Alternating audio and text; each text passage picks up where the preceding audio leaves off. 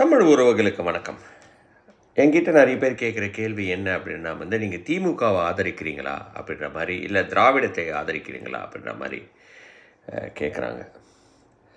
நான் திமுகவும் ஆதரிக்கவில்லை, அதிமுகவும் ஆதரிக்கவில்லை, யாரையும் ஆதரிக்கலை. நான் தமிழர்களை ஆதரிக்கிறேன் அப்படின்னு தான் நான் பார்க்குறேன். தமிழர்கள் அப்படின்னு சொன்னேன்னா புலம்பெயர்ந்த தமிழர்களும் தமிழர்கள் தான். 200 வருஷம் 300 வருஷமாக இங்கே வாழ்கிறவங்களும் தமிழர்கள் தான். அதில் நான் மிஸ்டர் சீமானோட மிகவும் இன்னொரு ஆப்போசிட் டைரெக்ஷனில் நிற்கிறேன் அப்படின்ற மாதிரி தான் சொல்ல வேண்டியது இருக்குது. இங்கே இருக்கிறவங்க எல்லாருமே தமிழ் பேசுகிறவங்க, தமிழை காதலிக்கிறவங்க எல்லாருமே தமிழர்கள் தான். அதே சமயத்தில் திமுகவும் அதிமுகவும் கிட்டத்தட்ட 50 வருஷமாக அவங்க ஆண்டு கொண்டே இருக்கிறாங்க. இவங்க விட்டால் அவங்க, அவங்க விட்டால் இவங்க. அதுலேருந்து ஒரு மாறுதல் வேணும் அப்படின்ற மாதிரி தான் என்னோடய சிந்தனை இருக்குது.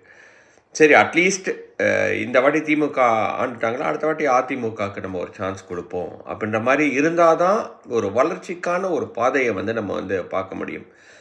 அந்த பட்சத்தில் எனக்கு திமுகவும் அதிமுகவும் ஒரே தட்டில் தான் நான் போட வேண்டியதாக இருக்குது.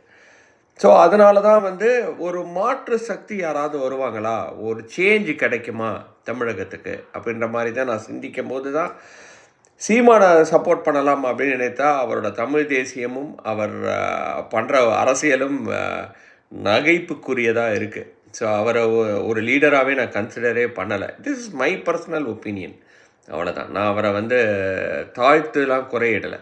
அதே நேரத்தில் விஜய் ஒரு நம்பிக்கை நட்சத்திரமாக வளர்ந்து கொண்டு வருகிறார்.